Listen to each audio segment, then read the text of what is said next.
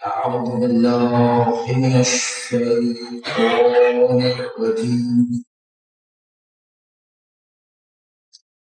بسم الله الرحمن الرحيم. الحمد لله رب العالمين، والصلاة والسلام على أشرف الأنبياء والمرسلين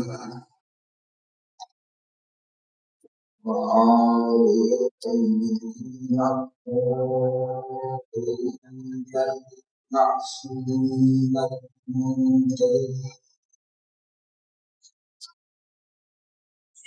لعنة الله على أعدائه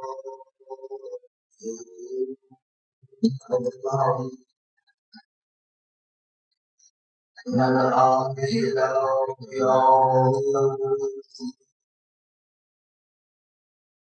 بسم الله الرحمن الرحيم.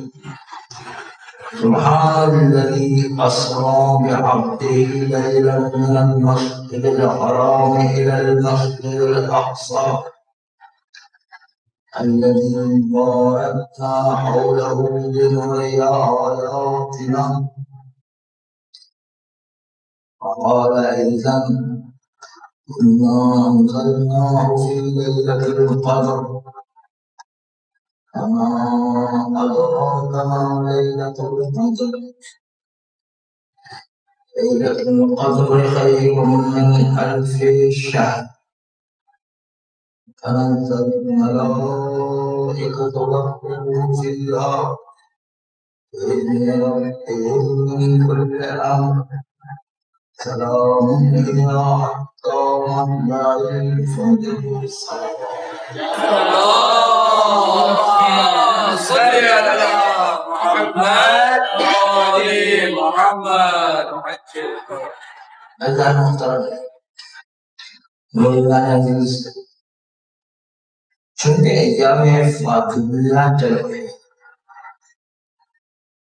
اگرچہ کہ آج امام زین العابدین علیہ السلام کی ولادت مساعدت ہے، اللهم صل على محمد وآل محمد.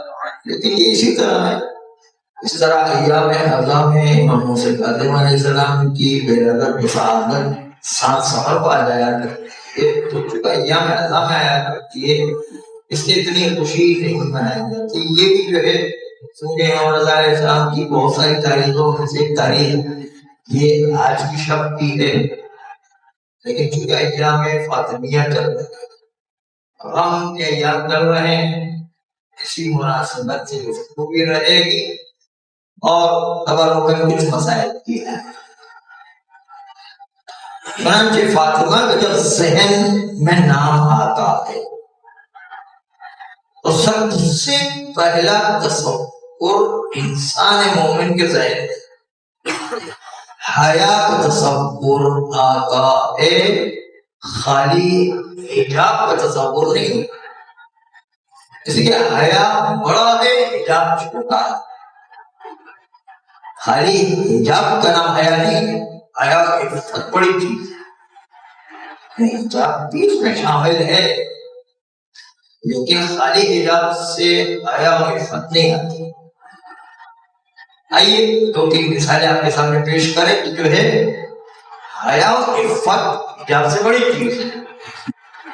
چنانچہ آقا سیستانی نے ابھی جو فتویٰ دیا ہے کہ عورتوں کے لیے اسکوٹر چلانا اور سائیکل چلانا منع ہے، اس لیے کہ اس میں عورت کے خط جو خال واضح ہوا کرتے ہیں اور عورت کی جسمانیت متاثر ہوا کرتی ہے. حیا کے خلاف، حیا کے خلاف ہونے اور عفت کے خلاف ہونے کی وجہ سے سیستانی سائیکل اور اسکوٹر کی عورتوں کے لیے ممانعت.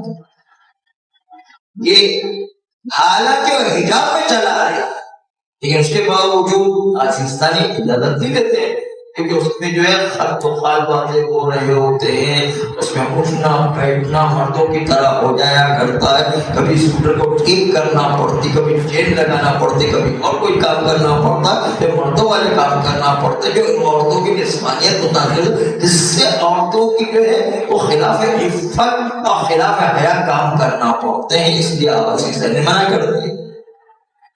اور اسی طرح فیس بک میں صرف جو ہے کوئی اجازت دی ہے کہ کوئی عورت مرد کے ساتھ میں گفتگو نہ محرم سے ہوتی ہے تو صرف ضروری کام کی حد تک، تو کوئی مذاق بھی نہیں ہونا چاہیے، فضول گفتگو بھی نہیں ہونا چاہیے، تب جو ہے انسانی اجازت فیس بک کے نہ محرم کے سلسلے میں اتنی سختی اختیار کر۔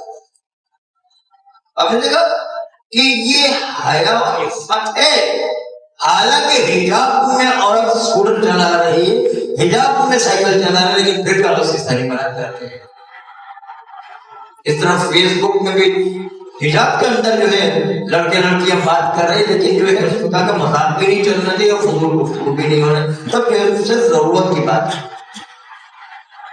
یہ حجاب ہونے کے باوجود عفت کے خلاف ہوتی ہے، اس لیے اس کو جو ہے مراجع کرام اجازت نہیں دیتے۔ یہ دیکھیں مثال آپ کے سامنے ہے۔ اسی طرح آج کل کے زمانے کا انٹرنیٹ کے اندر ٹک ٹاک آ گیا، واٹس ایپ آ گیا، انسٹاگرام آ گیا، یہ ساری چیزیں، اس لیے کہ آج کا سب سے بڑا مسئلہ بے حیائی اور فحاشی کا مسئلہ ہے، بے غیرتی بے شرمی کا مسئلہ، سب سے بڑا مسئلہ ہے جو معاشرے میں چل رہا ہے، سب سے بڑا مسئلہ جس وقت جو ہے بے حیائی اور فحاشی کا، یعنی یہ بالکل حیا کے مخالف ہے۔ چنانچہ آپ کے سامنے مثالیں پیش کر رہے تھے، ایک تو سائیکل کی مثال پیش کی، سائیکل اسکوٹر کی، دوسری فیس بک کی مثال پیش، آئیے تیسری مثال بنائے تو اس زمانے میں جنگ صفین ہی کے دوران ایک دشمن خدا حاکم شام کی طرف سے آیا تھا جس کا نام عمرو عاص تھا، اس کا جو ہے مشاور خاص بھی تھا۔ عمرو عاص اتفاق ایسا ہوا کہ مولا کی تلوار نیچے پھنس گیا بیچارہ، چہرہ تو نہیں تھا، ملعون آدمی تھا، اس کا خاتمہ اور شاید آدمی کسی وجہ جو ختم ہو گیا عمرو عاص کی، وہ ملعون آدمی، لیکن جیسے ہی دیکھا کہ میرے اوپر جو ہے مولا کی تلوار چلنے والی ہے، اس نے اپنے آپ کو بے لباس کر دیا، لباس ہوتا ہے یعنی باقاعدہ جو ہے وہ ننگا ہو، ایک ایسا ننگا کہ ایک دم ایک جھنجی بھی جو ہے اس کے جسم پر ایسا ننگا ہو۔ مولا علی کا حیا والے لوگ ہیں، مولا علی کا لشکر حیا والے جو ہے لوگ ان کو دیکھ ہی نہیں سکتے۔ چنانچہ مولا نے یوں کر کے منہ پھیر لیا اور منہ پھیر کر کے آگے چلے گا، اور جو ہے اس کو جو ہے پھر جو ہے شام نے بڑی تعریف بھی کی کہ بھائی تمہاری جو ہے شرمگاہ نے تو تمہاری جان بچانی ہے۔ تو یہ ہے عفت کے خلاف کی بات، یہ معاشرے میں بہت چل رہا ہے، اسی لیے جو ہے یہ حجاب سے بڑھ کر بعض اوقات حجاب کے اندر بھی جو ہے ٹک ٹاک کے اندر آپ ملاحظہ کریں کہ حجاب کے اندر عورتیں آتی ہیں جس کے اندر جو ہے ظاہر میں حجاب ہوتا ہے، اندر سے جو جسم نظر آ رہا ہوتا ہے، کیونکہ جو ہے اس کے خلاف ہے، حیا کے خلاف۔ چنانچہ آج کا سب سے بڑا مسئلہ جو چل رہا ہے وہ یہی ہے کہ بے حیائی، بے شرمی، بے غیرتی، فحاشی کو پھیلایا جائے، زیادہ سے زیادہ یہ کام ہو رہا ہے۔ اسی کے حوالے سے آپ کے سامنے جو مسئلہ پیش کیا گیا کہ شہزادی کا جو نام آتا ہے تو شہزادی کے نام کے ساتھ سب سے زیادہ جو جڑی ہوئی چیز ہے وہ حیا و عفت ہے، سب سے بکمال چیز جو شہزادی کی وہ حیا و عفت ہے، حجاب اس کا ایک حصہ ہے۔ چنانچہ آپ دیکھیں گے کہ جب معراج کے وقت پیغمبر اسلام صلی اللہ علیہ وآلہ محمد. اس سے پہلے ایک اور نقطہ عرض کریں کہ کسی زمانے میں برطانیہ کی حکومت تھی اور وہ پوری دنیا کا سپر پاور، اور وہ فخر کیا کرتے تھے کہ ہمارے وقت سورج غروب نہیں ہوتا. اس وقت امریکہ اور روس اتنی طاقت نہیں رکھتے تھے جتنی برطانیہ طاقت رکھتے. ابھی بھی مقدار وہ ایسا ہی ہے، لیکن اس زمانے کی جو طاقت تھی، سپر طاقت کے اعتبار سے کہ واحد سپر طاقت دنیا کی برطانیہ تھی. اس کی طاقت برطانیہ کی اتنی بڑی تھی اور اس کے نتیجے مسلمانوں کے متعدد علاقوں پر برطانیہ مسلسل قبضے کیا جا رہا تھا، اور متعدد جگہ پر مسلمانوں کو ظلم بھی ہو رہا تھا، مسلمانوں کے مملکت قبضے بھی ہو رہے تھے. اسی دوران مصطفیٰ کمال پاشا ترکیہ کا ایک جنرل تھا، اور جنرل ہونے کے ناطے گیلیپو کے مقام پر برطانیہ کی فوج سے ترکیہ کی فوج میں ٹکراؤ ہوا. اس میں مصطفیٰ کمال پاشا گیلیپو کے مقام پر برطانیہ کو شکست. اب برطانیہ کو شکست دینے کے نتیجے میں جب یہ خبر مسلمانوں میں آئی تو 100 مسلمانوں کی تکلیف دہ خبر کہ اس جگہ پر مسلمانوں پر جو ہے وہ ظلم ہو رہا ہے، مثلا کشمیر میں ظلم ہو رہا ہے، فلسطین میں ظلم ہو رہا ہے، اور جو ہے بلوچستان میں ظلم ہو رہا ہے، مالٹا میں ظلم ہو رہا ہے، برما میں ظلم ہو رہا ہے، اور جو ہے مختلف علاقوں کے اندر جو ظلم ہوتے ہوئے نظر آتے، ایک کوئی فتح 100 کے اندر نظر آ جائے تو سارے مسلمان بڑے مل کر کے خوشی منایا کرتے. چنانچہ کہ مصطفیٰ کمال پاشا کو جب فتح یاب دیکھا کہ وہ برطانیہ کی حکومت کے مقابل میں کہ جو اتنی بڑی طاقت تھی، اس کے باوجود اس کے مقابل میں جب مصطفیٰ کمال پاشا کو فتح حاصل ہو گئی، فتح بھی کیا تھا، وہ بھی ڈرامہ تھا. چنانچہ جو ہے جب ظاہری طور پر فتح ہو گئی تو پورے مسلمانوں میں ہر گھر کے اندر جو اس کے فوٹو لگنا شروع، اس کی تصویریں لگنا شروع کہ بھائی جو ہے ہاں ہم مسلمانوں پر بھی ایک بہترین نوجوان جنرل ہے، ایک پتن ہے، وہ واحد ہے کہ جس نے جو برطانیہ جیسی ہمارے آقاؤں کو شکست دی. وہ جو ہمارے آقا ہے وہ ہمارے آقا ہو کر کے جو ہے ان کو شکست دے دی، تو آپ سوچیں کہ ہمارا مسلمانوں میں سے کتنا بڑا جو ہے یہ جنرل اور پتن اور پہلوان نکل آیا ہے. چنانچہ ہر گھر کے اندر جو ہے مصطفیٰ کمال پاشا کی تصویریں لگنے لگ گئی. چنانچہ جو ہے مسلمان لوگوں کے درمیان چاہے پاکستان میں ہو، چاہے ہندوستان میں ہو، چاہے جو ہے ترکیہ میں ہو، چاہے ایران میں ہو، چاہے عراق کے علاقے میں، جہاں جہاں مسلمان رہتے تھے سب نے جو ہے اپنے اپنے گھروں کے اندر مصطفیٰ کمال پاشا کی تصویریں لگائی. اور یہ خالی ایک دفعہ مسلمانوں کو بیوقوف بنانے کے لیے پتہ نہیں کیا کیا طریقے اپناتے ہیں. اور یہ جو ہے خالی اس کے ساتھ صدام نے بھی ایک مرتبہ جو ہے اسرائیل کے اوپر میزائل مارا تھا، تو اس کے نتیجے ہر گھر کے اندر جو ہے وہ صدام کی تصویریں لگنے لگی. جو سب سے بڑا ظالم تھا اس کے باوجود اس کی تصویر لگی ہوئی. یہ تو کافی اس نے ایک کمال دکھایا تھا، اس کے نتیجے کے اندر اس کی تصویر لگی. جب بھی ڈرامہ تھا، جس طرح پولیس مقابلہ جعلی مقابلہ ہوتا ہے جس کے اندر جو ہے جعلی مقابلے کے اندر پولیس والے کسی ڈاکو کو مار دیتے ہیں تو ڈاکو کو مارنا وہ مارنا نہیں ہوتا ہے، وہ در حقیقت جو ہے تو پہلے سے پکڑا ہوا ہوتا ہے، اس کو خالی بندوق سے مار دیتے ہیں. وہ الزام لگا کہ جعلی مقابلے کے لیے آیا تھا، ہم نے اس کو مار دیا، کہ کوئی مقابلہ نہیں ہو رہا. جعلی مقابلے کی طرح اس کو بھی کھڑا کیا گیا کمال پاشا کو. اس کا کمال پاشا جو ہے اس کی تصویر گھر کے اندر لگی.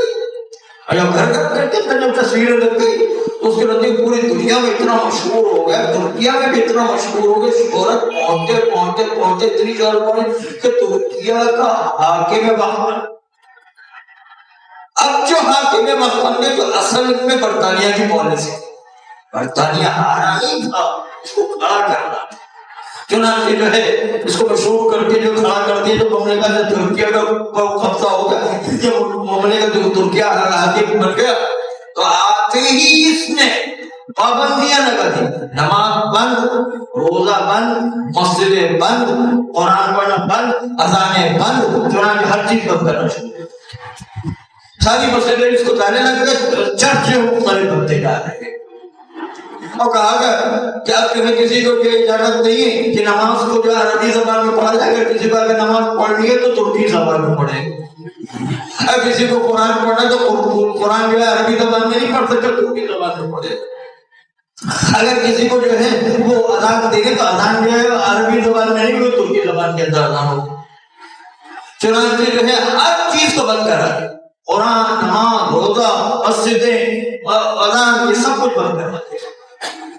اور اس طرح جو ہے وہ استعمال کیا گیا کہ پہلے اس کو اتنی شہرت دی گئی کہ مسلمانوں کو باقاعدہ ہیرو بنایا گیا، جبکہ اس کو باقاعدہ پلاننگ کے تحت کھڑا کیا تھا۔ تو یہ ترکیہ جو ہے وہ برطانیہ کا کیا مقابلہ کر سکتا تھا، اس کے باوجود جو ہے اس کو ہیرو بنا کر کے ایک مقام کے اوپر فتح یاب کر دیا تاکہ جو ہے وہ ہیرو بن جائے، پھر جو ہم اسی سے جو ہے بعد میں کام لے سکتے۔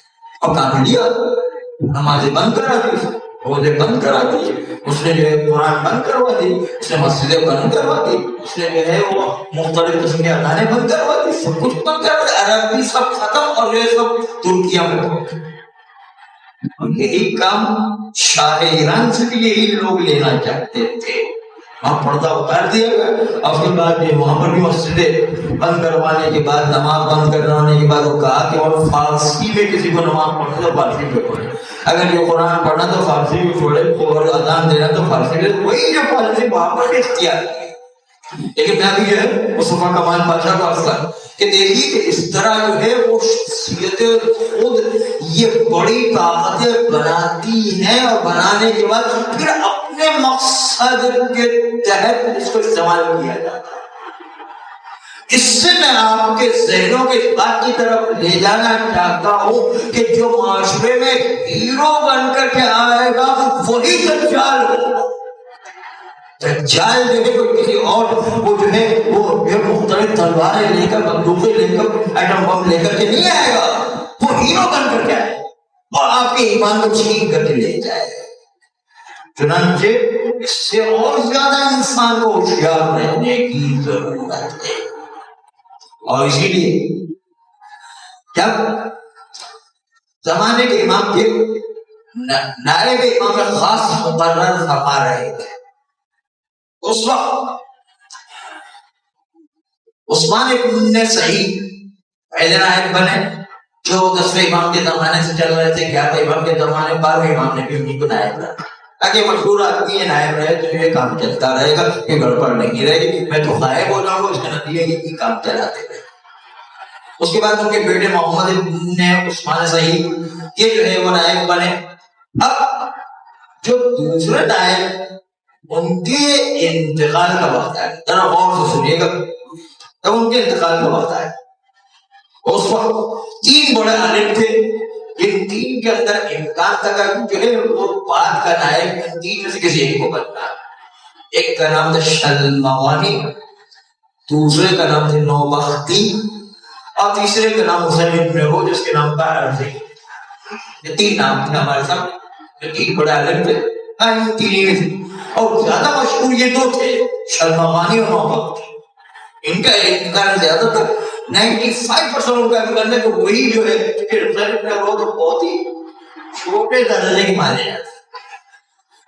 چنانچہ یہ دونوں جو آخری نائب اس کا انتقال ہونے لگا تو نوبختی سیدھے ہاتھ پر اور شلمغانی الٹے ہاتھ پر، دونوں آخری نائب کے سرہانے بیٹھے ہوئے تھے۔ اور حسین ابن روز چھوٹے عالم تھے، چھوٹے کیا تھے اصل میں تقیے میں تھے، لیکن اسی وجہ سے وہ لوگوں کے سامنے نہیں آ سکے۔ چنانچہ حسین ابن روز چھوٹے عالم تھے، لوگوں کے سامنے نہیں آ سکے، چھوٹے تو نہیں تھے، لیکن چونکہ وہ مشہور نہیں تھے اس لیے وہ آخری نائب کے جو بننے مرنے والے تھے ان کے پیروں کے پاس پائیتی جا کے بیٹھے۔ یہ دونوں سرانے بیٹھے ہوئے جو بڑے بڑے عالم تھے، اور ان کو نائب امام بننا، نائب امام خاص جس کو امام زمانہ کی طرف مقرر کیا جائے گا۔ اور یہ حسین ابن رو جو ہے ان کے پیروں کے پاس بیٹھے ہوئے ہیں. جب جو ہے وہ جو مرنے والا نائب خاص تھا محمد ابن سعید، محمد عثمان ابن سعید ہے، ان کو جو ہے آخری وقت تھا، بالکل جو آخری سانسیں تھی کہ ایک مرتبہ ان کے چہرے کا رنگ بگڑنے لگا. ایسا لگا کہ امام زمانہ علیہ السلام جب تشریف لاتے تو انسان کی حالت تو بگڑ جاتی، جس طرح پیغمبر کو وحی آتی تھی تو پیغمبر کی حالت بگڑ جاتی، تو ان کی بھی حالت بگڑنے لگی جیسے امام آ رہے ہیں. اور امام نے آ کر کے اس آخری نائب سے کہا کہ میرا اب جو نائب بنے گا وہ حسین ابن رو بنے. دونوں کو نہیں بنے، جو دو بڑے تھے دونوں کو نہیں بنے، محمد زمانہ نے دونوں کو نہیں بنے، تیسرے کو جو کم درجے کا تھا اس کو بنائے. ایک مرتبہ جب نوبختی نے سنا، ایک مرتبہ وہ سراہانے سے اٹھا، اٹھنے کے بعد حسین نے روح کو اپنی جگہ پر سراہانے پر بٹھایا، خود جا کر کے پائیں کی گئے اور کہا اب جو ہے آپ چکے نائب امام بن چکے، نائب امام خاص، اس لیے آپ کا مقام ہم سے زیادہ ہے، آپ جا کر کے جو ہے سراہانے بیٹھے، ہم پائیں کی جا کے. دوسری طرف شرمغانی کا، شرمغانی نہ صرف یہ کہ وہ مان نہیں رہا تھا بلکہ اس نے تو زمانے کے امام کی مخالفت شروع کر دی وہیں سے، اور نوبختی سے کہنے لگا شرمغانی کہ یہ دیکھو امام زمانہ صاحب نے کیا کام کر دیا. انہوں نے کوئی تحقیق ہی نہیں کی کہ کون بڑا عالم ہے، کس کی خدمات زیادہ ہے، کس نے کتابیں زیادہ لکھی، کس نے اس کی جو پہنچ کہاں تک ہے، اس کی شہرت کہاں تک ہے، اس نے دیکھا ہی نہیں. اور امام زمانہ بغیر تحقیق کے کسی کو نائب بنا دیا، اور مجھے جو بننا چاہیے تھا اس کو بجائے جو ہے حسین ابن رو کو بنا دیا. یہ امام زمانہ صاحب نے غلط کیا، اس سے امام زمانہ پر اعتراض کر چکے. چنانچہ ایک مرتبہ نوبختی کا جملہ سنیں گے، یہ جو دوسرے نمبر کا تھا، اس نے شرمغانی صاحب سے کہا یہ جناب شرمغانی صاحب، ہم تو امام کے آرڈر کے تابع، جو امام کہیں گے اس کے مطابق ہمیں عمل کرنا ہے. امام نے ان کو جب نائب امام بنا دیا تو ہمیں جو قبول کرنا ہے کہ امام نے جو نائب امام بنا دے تو وہی نائب امام، جس کو بھی امام حکم کریں گے ہم اس کے مطابق چلیں گے، اپنی مرضی کا نہیں کریں گے. ہم امام کو حکم تو نہیں کرتے کہ آپ نے تحقیق کیوں نہیں کی اور اس کے پیچھے جو ہے اس کے حالات کیوں نہیں دیکھے، کتابیں کس نے لکھی، کس نے خدمات ہے، یہ چیزیں ہم نہیں، جو امام کا آرڈر ہوگا وہ اتنا عمل کرنا ہے. نوبختی نے اس کو سمجھایا شرمغانی کو، لیکن پھر بھی وہ نہیں مانا. اس کے بعد نوبختی اس سے کسی نے کہا کہ بھئی آپ کو نائب امام بننا چاہیے حسین ابن رو کی جگہ پر. اس نے کہا آپ اپنے آپ کو دیکھتے کہ میرے خدمات زیادہ انجام دیے ہوئے میں زیادہ مشہور ہوں، لیکن جو خوبی حسین ابن رو میں وہ خوبی مجھ میں نہیں. یہ بات سننے والی اصل نوبختی، یہ بات اہم ہے. جو بات حسین ابن رو میں وہ نوبختی نے کہا وہ بات مجھ میں بھی نہیں. یہ بہت امپورٹنٹ بات ہے، بہت معمولی لگے گی لیکن بہت بڑی بات ہے. لفظ بہت چھوٹے لیکن مطلب بہت بڑا ہے. نوبختی نے کہا کہ دیکھو یہ کہ اگر کوئی شخص میرے پاس آ جائے اور زمانے کے امام کو برا بلا کہنے لگے، گالیاں دینے لگے، وہ امام زمانے کے خلاف باتیں کرنے لگے تو میں تو غصے میں آ جاتا. میرے میں اتنا ٹالرنس نہیں ہے، اتنا تحمل نہیں کہ میں برداشت کروں. یہ حسین ابن رو میں وہ صبر کر کے وہ مسئلہ کو دیکھ کر کام کرنے. اور اسی طرح اگر جو میرے پاس کوئی آ کر کے زمانے کے امام کی بہت زیادہ تعریف کرنے لگے جو ہے اور تشیع کی بہت تعریف کرنے لگے اور تشیع کے بہت حالات اچھے اچھے بیان کرنے لگے اور بہت زیادہ مجھ سے کھل مل جائے تو میں بہت سارے اپنے راز اگل لیتا ہوں، اور امام کے جو راز ہے وہ میرے پیٹ پہ رہتے نہیں، میں پیٹ سے اگل لیتا ہوں، امام کے راز جو بیان کر دیتا ہوں. میری خرابی ہے جب حسین ابن رو اتنا مضبوط آدمی ہے کہ کبھی اپنے پیٹ کی بات اگل کر کے امام کا راز کبھی کسی کو ڈکلیئر نہیں کرے. بہت بڑی بات حسین ابن رو، ایک طرف سے جوش میں نہیں آتے دوسری طرف سے پیٹ کی بات جو کوئی نکلوانا چاہتا اگلوانا چاہتا تو اتنی جلدی سے اتنی آسانی سے اپنے پیٹ کی بات نکال کے نہیں دے دیتے، امام کا راز نہیں دے دیتے. اس لیے شاید امام معصوم نے اس لحاظ سمجھی ہوگی کہ یہ رازدار بھی بہت اچھا ہے اور جذبات میں بھی آنے والا نہیں، اس میں تحمل و ٹالرنس بہت زیادہ ہے. اس لیے شاید امام علیہ السلام نے اس کو نائب امام بنایا اور بہت زیادہ امکان ہے کہ اسی وجہ سے بنایا گیا. اگرچہ کہ وہ تحقیق میں زیادہ رہنے کی وجہ سے مشہور نہیں ہو سکے، ان کے خدمات لوگوں کے سامنے نہیں آتے، اس لیے جو تیسرے نمبر کے عالم شمار کیا جاتا ہے، لیکن حقیقت میں یہ بہت قابل انسان.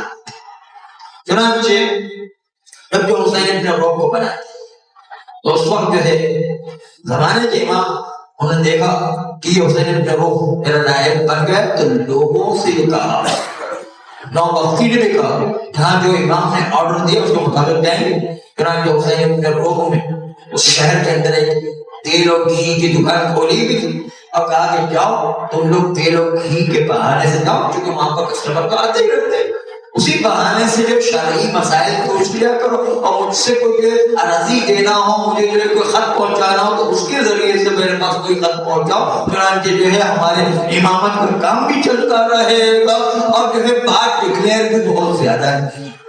اس طرح حسین ابن روح زمانے کے امام کا کام چلاتے ہوئے. اور یہ بہت امپورٹنٹ بات ہے. فوراً بات کیوں کہہ رہا ہوں؟ جو ابھی اس وقت زمانے کے عالیہ عالم میں کیٹرینا نام کی ایک اسرائیلی جاسوس ایران میں آئی، اور اس ایرانی جاسوس نے جو عورت ظاہری طور پر پردہ کرتی اور ظاہری طور پر پردہ کرنے کے بعد اس نے ایران کے بڑے بڑے آفیسر اور بڑے بڑے عہدیداروں اور بہت ہی جو بڑے بڑے مراجع کرام ان کے دفتروں میں اور ان کے جو ہے بیویوں کے ساتھ ایسے روابط بنائے کہ جس کے نتیجے میں بڑی اچھی شیعت کی بات کرنے لگے، جس کے نتیجے میں سارے ایران کے راج میں بڑے بڑے عہدیداروں لوگ ہیں اور اس کے نتیجے اسرائیل کو بہت سارے راج ہوتے ہیں اسی کٹرینا کے ذریعے. یہ ہوتی ہے کہ انسان اتنا ہلکا نہیں ہوتا، پیارے کے سامنے جو راز کی باتیں بتا دیں، اس نے جو راز کی بات بتا دی کٹرینا نے، جس کے نتیجے کے اندر جو اسرائیل کو سارے ایران کے اندرونی حالات پتہ چلے، کہاں کون سا رہبر رہا کرتا اور کس کے آنے جانے کا ٹائمنگ کیا. اور اس کے نتیجے آپ نے دیکھا کہ آخری میں اسرائیل نے کس طرح بمباری کی، جس کے نتیجے کتنی بڑی تعداد میں جنرل اور بڑے بڑے شخصیات رہے ایران کے جو شہید. یہ ہوتی ہے اس لیے جو ہے انسان کے پیٹ میں بات رہنا، ہر بات بغیر کے سامنے کلیئر نہیں کرتے. یہ انسان میں مضبوطی ہونا چاہیے کہ حسین ابن روح تو بیان کر رہا تھا کہ ایک طرف دجال بنانے کا طریقہ یہ، دوسری طرف جو امام زمان علیہ السلام جب جو ہے وہ اپنا نائب بناتے تو ایک بڑی مضبوط شخصیت کو بناتے، ایسے ہی جو چلتے پھرتے آدمی کو جس کے اندر جو تحمل کی بات نہ ہو، کوئی جو چھوٹی موٹی بات برداشت بھی نہ کر سکتے ہو اور اپنے پیٹ میں کوئی بات رکھ بھی نہ سکتے ہو، تو ایسے کو نائب نہیں بنایا جاتا. امام کے راز کو محفوظ کرنا ہوتا. چنانچہ عرض کر رہا تھا کہ جب معراج کے موقع پر پیغمبر اسلام اس معراج کے عظیم سفر پر چلے، یہ بہت عجیب سفر تھا. ایک انگریز رائٹر بوکلے اس نے معراجی کو دیکھ کر، معراج کی روایت کو دیکھ کر ایک کتاب لکھی، ناول لکھا جو معراجی سے کاپی کر کے لکھا ہے اور یہ پوری یورپ میں بہت مشہور بھی ہو گیا بوکلے کر. اس نے جو ناول لکھا اس کے اندر سارا تھیم اور سارا جو ہے وہ سفر جو ہے وہ جس طرح معراج کا سفر ذکر کیا عجیب و غریب، تو پورے یورپ میں تہلکہ مچ گیا کہ ایسا بھی کوئی سفر ہو سکتا ہے. چنانچہ جو ہے یہی معراج کے سفر سے اس نے معراج کی روایت سے چنانچہ جب پیغمبر اسلام معراج کے سفر پر چلے تو معراج کے سفر میں جو ہے بہت عجیب و غریب بات یہ تھی کہ جا کر آگے کنڈی جو ہل رہی تھی، ابھی تک ہل رہی تھی اور پیغمبر سفر کر کے آ بھی گئے. نل میں پانی میں ٹپک رہا تھا، نل کا پانی کا ابھی تک بند نہیں ہوا تھا کہ جن دنوں پیغمبر سفر کر کے آ بھی گئے. پیغمبر کا بستر گرم تھا، ابھی جو جا کر آگے بستر گرم ہی تھا، ٹھنڈا بھی نہیں ہوا تھا کہ پیغمبر جا کے آ گئے. یہ بہت عجیب و غریب ہے. یہ تھوڑی ٹائم ٹائم تھیوری کہلاتی ہے. ٹائم تھیوری میں یہ ہوتا ہے کہ اگر کوئی شخص 1,86,000 میں بجلی کی رفتار ہے اس سے زیادہ تیز سفر کرے تو ٹائم اپنی جگہ پر رک جائے گا. ٹائم تھیوری کہلاتی ہے. تو یہ ٹائم تھیوری آج کل مانتے ہیں لیکن میرا تصور تو اس سے بھی اوپر کی چیز ٹائم تھیوری کو بھی پاس کر دیا اس نے. چنانچہ جو ہے پیغمبر گئے اور آ گئے, کوئی وقت نہیں لگا, بغیر وقت کے لیے پیغمبر اتنا سفر کر کے آ گئے. ایک بڑا عجیب و غریب سفر تھا. چنانچہ یہ عجیب و غریب سفر تھا لیکن مقصد اس سفر کا اتنا عظیم تھا, اتنا عظیم تھا, اتنا عظیم تھا کہ جو ہے اس سے بڑا عظمت والا مقصد سفر کا نہیں ہو سکتا تھا. اس لیے سفر بھی پروردگار بہت عظیم بنا کہ اس جیسا سفر کائنات میں کبھی پیش ہی نہیں ہے. کیونکہ مقصد بہت, مقصد کیا تھا؟ مقصد یہ تھا کہ پیغمبر کو لے جایا گیا تاکہ پیغمبر کو ولایت علی ابن ابی طالب صلوات اللہ علیہ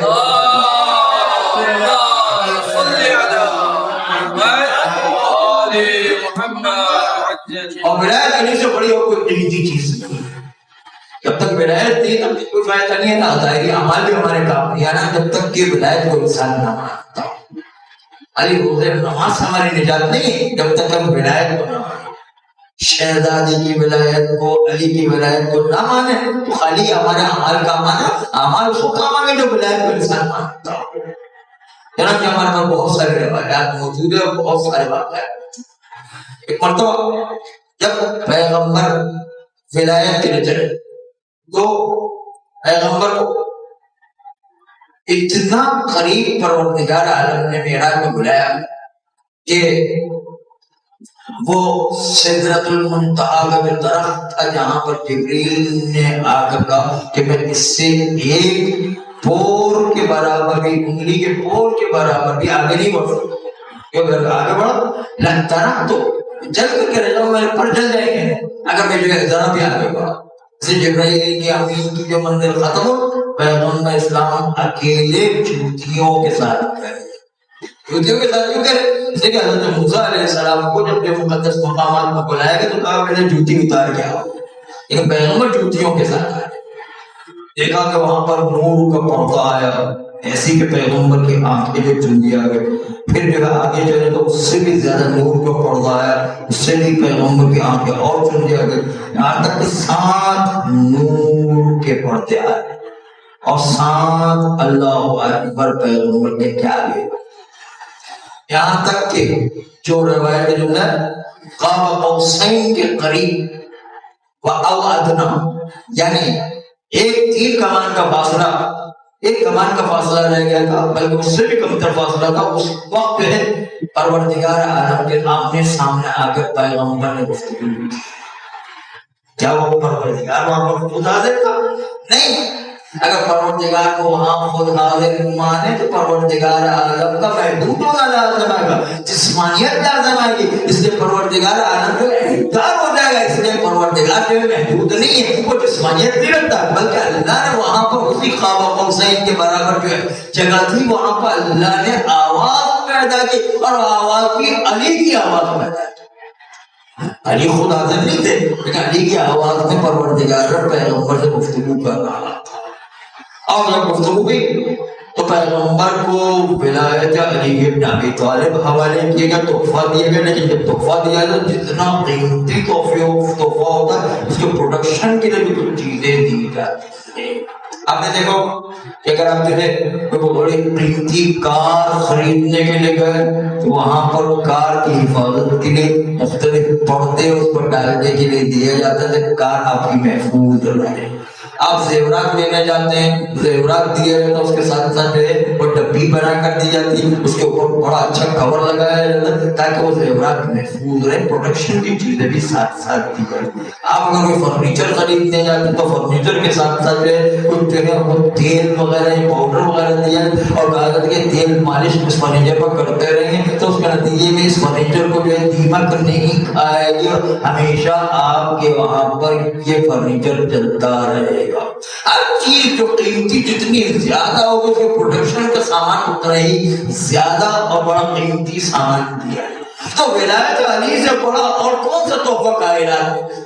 اللہ نے پیغمبر کو ولایت علی کا تحفہ دیا تو دو پروڈکشن والی چیزیں بھی پروردگار عالم نے علی کی ولایت کے ساتھ دی، جس کا نام ہے، ایک کا نام ہے فاطمہ اور دوسرے کا نام ہے نماز۔ اللهم صل على محمد وآل محمد۔ فاطمہ اسی لیے جو ہے شہزادی کو مدافع ولایت کہا، ولایت کا سب سے زیادہ دفاع کرنے والی شہزادی کی زندگی میں بھی تھی اور قیامت تک علی کی ولایت کا دفاع کرتی رہے گی۔ اور آج بھی آپ دیکھیں زیادہ تر لوگ مسلمان اہل تشیعوں کی طرف آتے ہیں تو وہ اصل میں جو ہے بیوی کے کیس کی وجہ سے جو ہے اس وقت بھی جو ہے علی کی ولایت پہ آ جایا کرتے ہیں، زیادہ تر یہی ہوا کرتا۔ چنانچہ اس وقت بھی علی کے ولایت کا دفاع کرنا سب سے بڑی مدافع ولایت علی، اور شہید جو پہلی شہید ولایت کی خاطر وہ جو ہے شہزادی فاطمہ زہرا صلوات اللہ علیہا۔ اللهم صل على محمد وآل محمد۔ دوسری طرف ہم دیکھتے ہیں کہ نماز بھی اصل میں تو ولایت اور امامت کی دفاع کے لیے، اس کو جو ہے ایک فارمولے کے ذریعے سے آپ کے سامنے پیش کرتا ہوں کہ نماز کا فائدہ کیا ہے۔ نماز کا فائدہ قرآن نے بتایا ان الصلاۃ تنہی عن الفحشاء والمنکر، نماز وہ ہے جو انسان کو بے حیائی کے کام سے بچاتی ہے اور گناہوں کے کام سے بچاتی ہے۔ قرآن کی آیت ہے، روایت پیش کرو، قرآن کی آیت ہے کہ نماز بے حیائی کے کاموں سے بچاتی ہے اور گناہوں کے کاموں سے بچاتی نماز۔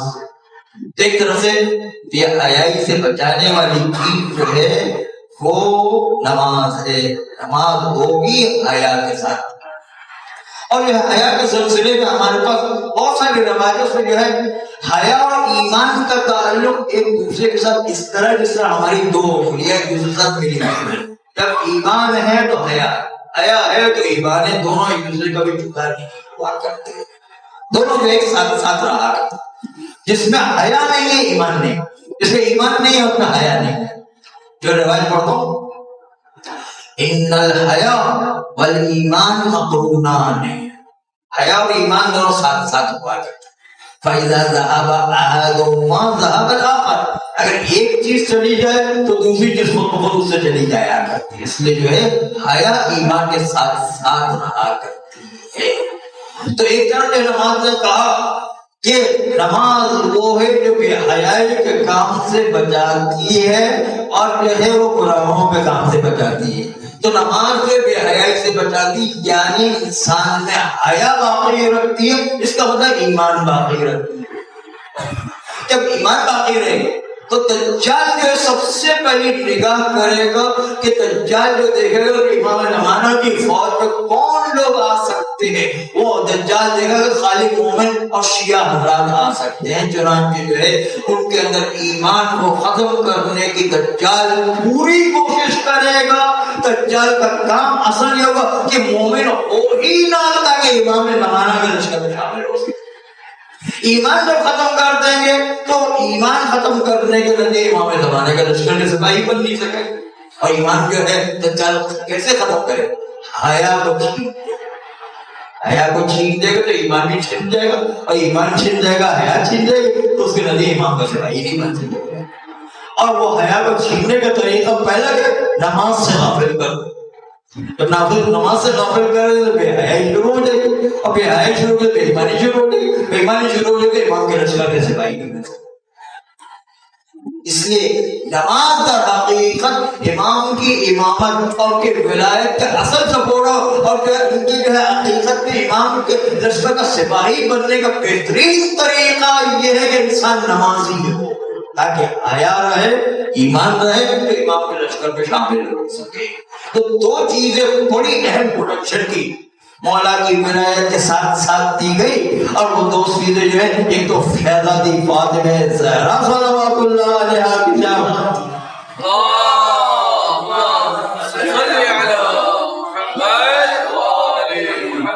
دوسری تھی نماز۔ ان دو کے ذریعے سے اصل میں وہ ولایت کا دفاع کیا گیا اور ولایت کی حفاظت۔ چنانچہ شہزادی یہ ولایت کی حفاظت کرنے میں سب سے زیادہ دفاع کرنے والی اور سب سے زیادہ ولایت کی خاطر قربانی دینے والی. قربانی دینے کا آپ کو پتا ہے کہ سب سے پہلی ولایت کی شہیدہ بھی شہزادی فاطمہ ہے. اس سے پہلے ولایت کے لیے کوئی شہید نہیں ہوا.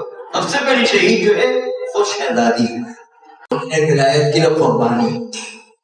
چنانچہ ایک طرف تو امام کے سپاہیوں کی تیاری کا کام شہزادی نے انجام دیا اور ہمارے گھروں کو بچانے کی جو ہے شہزادی نے باقاعدہ اپنے عملی طریقے سے تربیت دی، تو دوسری طرف سے ولایت کا دفاع کرتی رہی ساری زندگی. کوڑا پڑا کیوں؟ صرف اس لیے کہ ولایت کا دفاع، مولا علی کا دفاع. اس لیے جو ہے شہزادی کو کوڑا بھی مارا گیا اور اس کے نتیجے کے اندر شہزادی کی شہادت ہے. لیکن آپ نے روایتوں میں دیکھا ہوگا کہ شہزادی ان کو جب بھی کسی نے دیکھا ان کو دو حالتوں میں تھے. وہ ہمیشہ یا تو فاقے سے ہوں گے اور ہمیشہ پھٹے پرانے اور ساتھ ساتھ وہ جو کپڑوں میں ایک ٹھگڑا لگایا جاتا ہے، کپڑوں میں بینڈیج لگایا جاتا ہے، کپڑوں کے اندر جو ہے وہ پیون لگایا جاتا ہے. اس کپڑوں کے پیون کے ساتھ ایک پیون نہیں 20-25 پیون شہزادی کی چادر میں ہوا کرتے. وہ کپڑوں کے پیون نہیں ہوتے، کھجور کے پتوں کے پیون ہوا کرتے تھے جس کی وجہ سے شہزادی چادر پہنتا ہے. کیوں؟ شہزادی ہمیشہ فاقے سے اور ہمیشہ پھٹے پرانے اور پیون والے کپڑے پہنتی تھی. اور یہ کپڑے جو ہے پہنتی تھی تو ایک دن سلمان فارسی نے شکایت کی اور انہوں نے جو ہے جملہ کہا، واہ عجبا. پیغمبر اسلام سے سلمان فارسی نے کہا، واہ عجبا بنات الملوک تجلس علی الکراسی المظہر وبنت رسول اللہ لا ثیاب لہ ولا رداء. ارے کتنے تعجب کی بات ہے کہ بادشاہوں کی بیٹیاں تو سونے کی کرسیوں پر بیٹھے اور ہماری شہزادی ان کے لیے ایک سالم لباس بھی نہیں ہے اور سالم کو چادر بھی نہیں. سلمان فارسی گھبرا کے کہتے کہ ہماری شہزادی اس طرح رہتی ہے. ایک مرتبہ پیغمبر اسلام نے سلمان فارسی پوچھا کہ آپ نے دیکھا تو صحیح، لیکن آپ نے دیکھا کیا ہماری بیٹی؟ دیکھنے کا مطلب یہ ہے کہ پردے میں حجاب میں، چونکہ شہزادی تو ہمیں حجاب کرتے بہت کم جو باہر نکلا کرتی، جب بھی نکلنا ہوتا تھا تو حجاب میں نکلا کرتی. چنانچہ جو ہے اس کے جلد بدن کے کسی حصے کو دیکھ نہیں سکتے، پردے کو دیکھا جاتا تھا.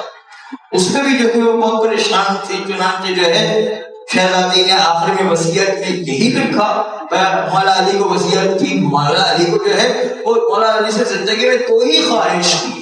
پہلی خواہش تو یہ کہ پیغمبر آخری حجت الوداع کے لیے نکل رہے تھے تو کہا یا ابا الحسن مجھے اجازت دی کہ میں بابا کے ساتھ حج کے لیے جاؤں. یہ خواہش تھی. دوسری خواہش ہے کہ یا ابا الحسن جب مجھے دفن کریں تو مجھے جو ہے آسمان نے جس طرح تابوت بنایا کہ جس طرح جو ہے وہ تابوت کے اندر اس طرح تھا کہ جس کے اندر جو ہے اوپر سے جو ہے وہ ڈھکا جاتا تھا. جس طرح آج کل ہم لوگ تابوت ڈالتے ہیں، پہلے تو چارپائی پر اسی طرح لے جایا کرتے تھے. اب جو ہے شہزادی کا مجھے اس طرح جو ہے تابوت میں ڈالنا کہ میری میت نظر نہ آئے تاکہ میرے پردے میں پردگی نہ ہو. یہ دوسری خواہش تھی شہزادی کی. شہزادی نے کبھی زندگی پر جو ہے مولا سے کوئی خواہش نہیں کی ہے. چنانچہ جو ہے شہزادی نے وصیت بھی کہا. چنانچہ یہ کہ شہزادی ہمیشہ ایک دم فاقے سے رہا کرتی تھی اور ساتھ ساتھ پھٹے پرانے پیوند والے لباس پہنا کرتی تھی. پیغمبر نے پوچھا کہ میری بیٹی کچھ پڑھ رہی تھی؟ کہاں پڑھ رہی تھی؟ قرآن کی آیت تھی ما عند اللہ خیر و ابقیٰ، جو اللہ کے پاس اس کے بدلے مجھے ملنے والا ہے وہ بہترین چیز بھی ہے اور ہمیشہ ہمیشہ باقی رہنے والی نعمت ہے. قرآن کی آیت ہے. چنانچہ یہ عقیدہ وہ تھا شہزادی ہمارے ذہنوں میں بٹھانا چاہتے کہ جو قربانی ہم دنیا میں دیں گے اس کے بدلے میں جو اللہ کے پاس ملنے والا وہ بہترین نعمت بھی ہوگی اور ساتھ ساتھ ہمیشہ باقی رہنے والی نعمت بھی ہوگی۔ ہم نماز کیوں پڑھے؟ اس لیے کہ اللہ کے پاس ملے۔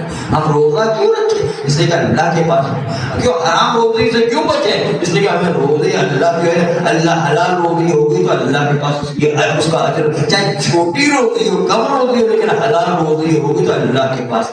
کسی مومن کا حق دبا کے نہ بیٹھ جائیں، اس لیے کہ اگر دبا کے بیٹھیں گے تو وہاں پر نہیں ملے گی جو اللہ کے پاس ہے بہترین روزی ملنے والی، خیر و موقع، بہترین بھی اور ہمیشہ رہنے والے قیامت میں۔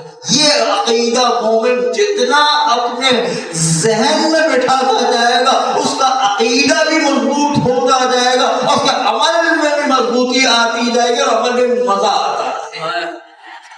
چنانچہ جو ہے یہ عقیدہ مضبوط کرنے کے لیے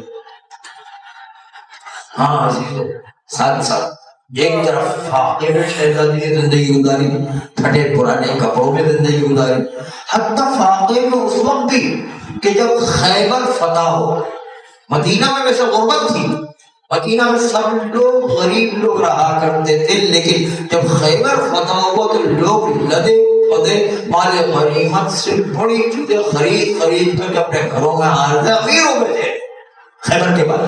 اور کس کی تلوار تھی؟ علی کی تلوار، علی کی تلوار سے سب امیر ہو گئے۔ لیکن جب مولا علی آخر میں آئے تو اس وقت جو ہے مولا علی جب آخر میں اپنے گھر میں داخل ہوئے تو شہزادی نے علی کے ہاتھوں کو دیکھا کہ خیبر کے بعد بھی علی کے ہاتھ تو خالی ہے۔ کہا یا ابوالحسن، آپ کو میرے بابا نے کوئی مال غنیمت نہیں دی؟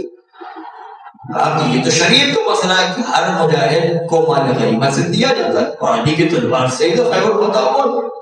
کہا علی جو ہے وہ بابا نے مجھے بھی جو ہے حصہ دیا تھا۔ کہا پھر حصہ کہاں گیا؟ کہا کہ جب میں آ رہا تھا مجھے حصہ بہت اچھا ملا تھا، لیکن جب میں آ رہا تھا تو مدینہ کے قریب قبا کی بستی تھی، قبا کی بستی جہاں پر سلم ایریا تھا، جہاں پر جھوپڑ پٹی کہلاتی، بامبے کی جھوپڑ پٹی کے اندر جہاں پر جھوپڑی کی جھوپڑیاں ہوتی ہے، جہاں پر جو بہت غریب لوگ رہا کرتے جس کے پاس جو ہے وہ کوئی کمانے والا نہیں تو وہاں پر جا کر رہا کرتے۔ چنانچہ جو ہے وہ قبا کی بستی سے جب میں گزر کر کے آیا تھا وہاں پر جو پہلے کی جنگ بدر اور خندق میں جو لوگ شہید ہو گئے تھے ان کی بیوائیں، ان کے یتیم بچے، وہ لوگ جو ہے وہ جھوپڑیوں میں کھڑے ہو کر کے دیکھ رہے تھے کہ سارے مجاہدین مال دولت اور مال غنیمت لے کر بھر کر کے آ رہے ہیں، لیکن جو ہے ہمارے باپ قتل ہو گئے، ہمارے باپ شہید ہو گئے، اس لیے ہم کتنے بدقسمت ہیں کہ ہمیں کوئی مال غنیمت میں حصہ نہیں مل رہا۔ تو میں ان کی مایوسی کو دیکھ کر، ان کے حسرت آمیز نگاہوں کو دیکھ کر مجھے بڑا رحم آ گیا، چنانچہ میں نے اپنا سارا مال غنیمت ان بیواؤں یتیموں کو تقسیم کر دیا۔ شہزادی شکر کے سجدے میں گر گئی کہ خدا کا شکر ہے کہ مال دولت میری دہلیز میں داخل نہیں ہو گیا، اس لیے کہ مال دولت جب آتا ہے تو اپنے ساتھ بہت ساری خرابیوں کو بھی لے کر کے آ جائے۔ تو بہت کم لوگ ہوتے ہیں جو خدیجہ کی طرح اپنے کو کنٹرول کرے، راہ خدا میں جو مال دولت کو خرچ کرے۔ شہزادی دعا کرے کہ خدا کا شکر ہے کہ میری دہلیز میں مال دولت داخل نہیں ہوگا، ہمیشہ فاقے کی زندگی گزارتی رہی، پھٹے پرانے پیون والے کپڑے پہنتی رہی۔ لیکن ہائے بابا کی گزر جانے کے بعد وہ دروازہ جس پر ملک الموت بھی آتا تھا وہ پہلے اجازت دیتا تھا کہ مجھے اندر آنے کی اجازت ہے یا نہیں۔ آپ کو یہ واقعہ یاد ہوگا جب کہ پیغمبر اسلام آخری وقت میں نزال عالم میں تھے اور اس وقت کچھ آرام کر رہے تھے کہ دروازے پر دستک ہوئی، اور دستک ہونے کے بعد ایک مرتبہ شہزادی نے آہستہ سے کہا کون؟ گائے مسافر ہوں جو آپ کے بابا سے ملنا چاہتا ہوں، پیغمبر اسلام سے ملنا چاہتا ہوں۔ شہزادی نے آہستہ سے کہا کہ ابھی میرا بابا بڑی مشکل سے آرام میں گیا ہے، بڑی مشکل سے ان کو جو فجر کے قریب نیند آئی ہے، اسے بے آرام نہ کر، پھر تھوڑی دیر کے بعد کبھی اور آ جانا۔ اس دیر گزری، پھر جو دروازے پر دستک ہوئی اور دستک ہونے کے نتیجے کے اندر شہزادی نے آہستہ سے کہا، اور اس نے کہا کہ مسافر ہوں جو آپ کے بابا پیغمبر اسلام سے ملنا چاہتا ہوں۔ شہزادی نے کہا، کیا میں نے تجھ سے کہا کہ میرے بابا کو آرام کرنے دے، انہیں جو ہے بے آرام نہ کر، کسی اور وقت چلے آنا۔ لیکن پھر جو ہے اب جو تھوڑی دیر سکوت طاری ہوا، تیسری مرتبہ جب دروازہ بجا، دروازے پر دستک ہوئی، ایک مرتبہ شہزادی نے ذرا جلال کے عالم میں کہا، کون؟ کہا کہ جو میں وہی مسافر ہوں۔ کہا، میں نے تجھ سے کہا کسی اور وقت آ جانا، میرے بابا کو آرام کرنے دے۔ جلال سے آواز ذرا تیز ہوئی، آئے پیغمبر اسلام کی آنکھ کھلی۔ کہا، بیٹی سے ارے کمرے میں آنے کی اجازت دے دے، یہ تو وہ ہے جو کسی نبی کے وہاں پر نہیں رکا کرتا، کسی مسیح کے وہاں پر نہیں رکا کرتا، کسی ولی کے وہاں پر نہیں رکا کرتا، یہ تو حکم خدا لے کر آیا کرتا، یہ ملک الموت ہے، کسی سے اجازت نہیں لیا۔ یہ تیرے در کا جو شرف ہے کہ ملک الموت بھی آئے گا تو پہلے تم سے اجازت لے کر آئے گا۔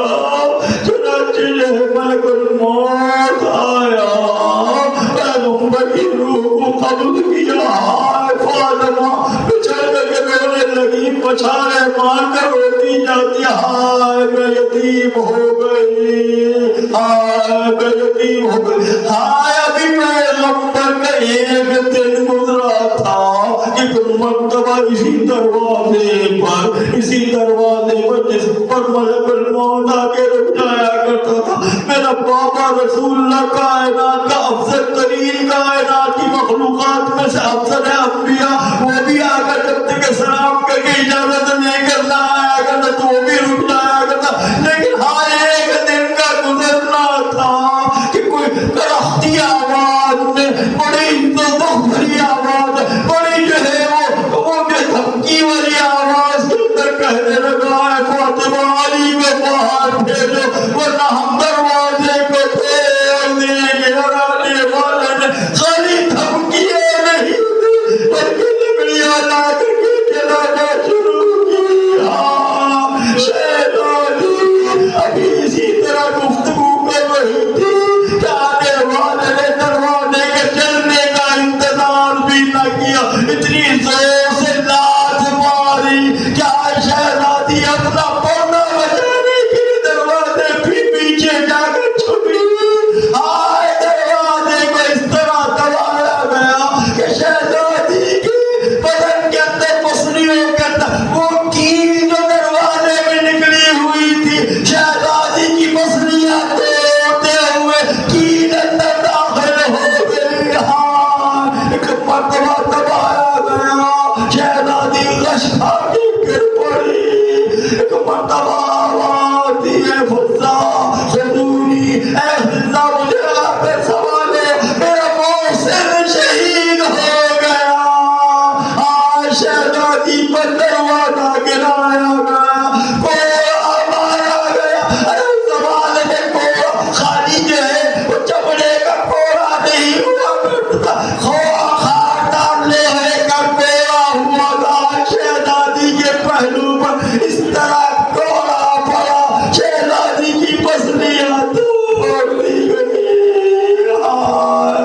اس مرتبہ رہے علاج کیا ہوتا، روزانہ شہزادی کو ذہنی طور پر اذیت دی جا رہی تھی، کبھی ماتم کرنے سے روکا جا رہا تھا، کبھی دربار میں شہزادی کو یہ کہہ کر جھٹلایا جا رہا تھا کہ شہزادی ہمیں تم پر بھروسہ نہیں ہے، تم جھوٹ بول رہی ہو۔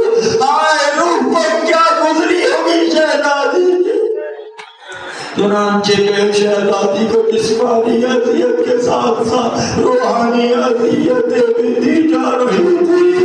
شہزادی کو ٹھیک ہونے کے بجائے روز بروز طبیعت خراب ہوتی جا رہی تھی۔ یہ ٹھیک اس وقت ہوتا ہے کہ انسان کو ذہنی سکون ہو، اور ذہنی سکون کے اندر روزانہ اذیتیں کی جا رہی تھی، ٹارچر دیا جا رہا تھا، چنانچہ روز بروز طبیعت خراب ہوتی رہی۔ اب شہزادی نماز کے وقت پر بستر سے اٹھ کر آتی اور مصلی پر کس طرح پہنچایا کرتی، ایک ہاتھ سے اپنی ٹوٹی ہوئی تصویریں کو سنبھالتی تو دوسرے ہاتھ دیوار کا سہارا لے کر مصلی عبادت پڑھا کر نماز پڑھتی تھی۔ لیکن آخری دن جو آیا تو عجیب دن تھا، شہزادی کے کرانے کی آواز آ رہی تھی۔ آج شہزادی میں اتنی بھی ہمت نہ تھی کہ آ کر کے مصلی پہ کھڑے ہوتے کہ نماز پڑھ سکے، چنانچہ بستر پر ہی بیٹھے بیٹھے شہزادی نے بیٹھے بیٹھے نماز پڑھ لی۔ لیکن ساری رات شہزادی کراہتے ہوئے گزار رہی ہے، جیسے سانس نکلنا باقی ہے، سانس اٹک اٹک کر آ رہی ہے، یہاں تک کہ فجر کے قریب جو جنت کی ہوا چلتی، امام باقر کہتے کہ وہاں پر بیماروں کو نیند آ جایا کرتی، شہزادی کو تھوڑی دیر کے لیے نیند آ گئی۔ مولا نے دیکھا ہے، ہر مولا نے بھی اس کر رہنے کی آواز کو کیسے برداشت، آئے تمام دنیا کو مشکل کشا لیکن اپنی شہزادی کی مشکل کو دور نہیں کر پا رہا۔ ساری رات مولا نے بھی کراتے ہوئے گزاری، بڑی کٹ کٹ کے رات گزری۔ مرتبہ جو ہے مولا نے دیکھا شہزادی کو نیند آ گئی ہے۔ اب یہ مولا بالکل برابر میں مسجد تھی، مسجد میں جا کر کے صبح کی نماز پڑھتے ہیں، دعائیں پڑھ کر اب جو واپس آئے تھا، عجیب منظر دیکھا کہ شہزادی خواب میں مشغول ہے۔ مرتبہ دیکھا کہ جو ہے حسنین کے کپڑے دھلے ہوئے نظر آ رہے، چکی کو پیس کر روٹیاں بنا لی گئی، کھانا ہانڈی چڑھی ہوئی چولہے پر، اب یہ جھاڑو نکال دی گئی ہے۔ ایک مرتبہ مولا گھبرا گئے، کہا شہزادی یہ کس نے سارے کام انجام دیے؟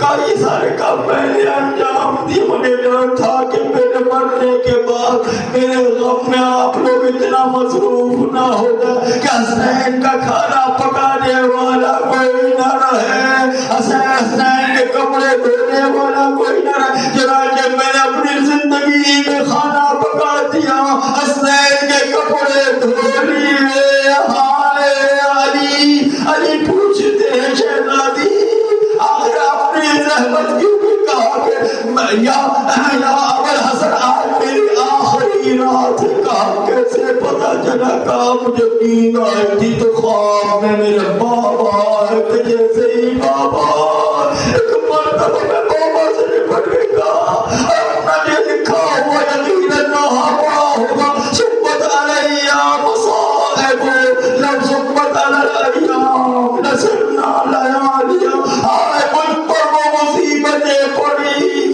اور دن کی روشنی میں پڑتی تو رات کی تاریکیوں میں بدل جاتی۔ ایک مرتبہ میرے بابا نے کہا بیٹی گھبراؤ نہیں، دیکھو میں تمہیں اپنی ساتھ دینے کے لیے آیا ہوں اور تمہاری ماں جنت سے تمہیں لینے کے لیے آئی ہے، چنانچہ جو ہے تم چلنے کی تیاری کرو۔ ہاں اس بات سے جب آپ سمجھ میں تو کیا مولا نہ سمجھے ہوئے؟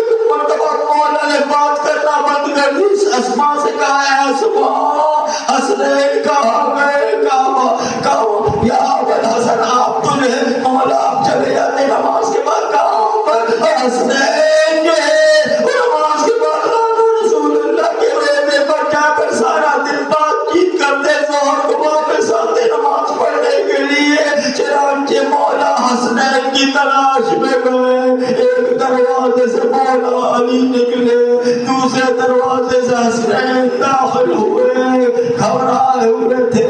ایک مرتبہ اسما نے پوچھا اے شہزادو آپ نے گھبرائے ہوئے کیوں؟ کہا جب ہم آج نانا کے روزے میں پہنچے تو نانا نے ہم سے کہا بیٹو ارے آج تو یہاں پر رکنے کا وقت نہیں ہے، کیا تمہاری اماں اس وقت رخصت ہونا چاہتی ہے، دنیا سے جانا چاہتی ہے، اس سے رخصت لے لو۔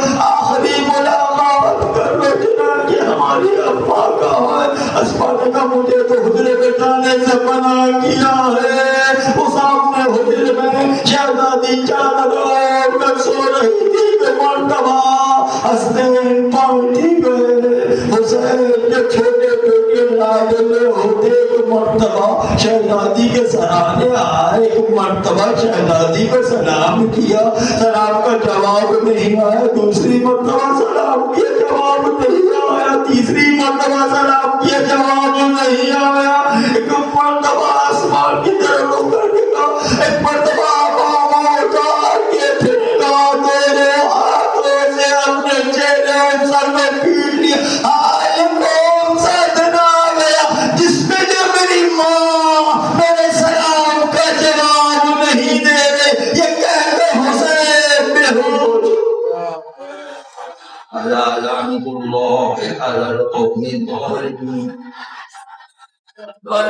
الذين ظلموا أي منقلب ينقلبون بارنا ہماری اس قلیل عبادت کو قبول فرما ہمارے گناہ کبیرہ و صغیرہ کو معاف فرما آئندہ بھی گناہوں سے بچنے کی توفیق عطا فرما نسل بعد نسل ایسی اولاد عطا فرما دل قیامت تک امام زمانہ علیہ السلام کے سچے سے پائی پروردگار اوقات دنیا کی حفاظت فرما مراج اعلام کی حفاظت فرما انقلاب اسلامی ایران و عراق و لبنان و بحرین کی حفاظت فرما ہم سب کو بھی امام زمانہ علیہ السلام کا سچا سپاہی قرار دے ان کے آباد و انصار میں شامل کر کے جان شہادت نصیب فرما إن الله وملائكته يصلون على النبي يا أيها الذين آمنوا صلوا عليه وسلموا تسليما